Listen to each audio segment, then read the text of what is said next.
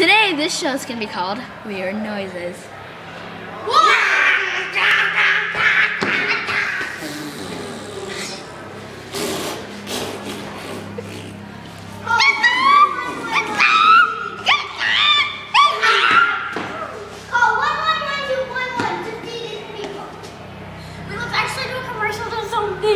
Oh,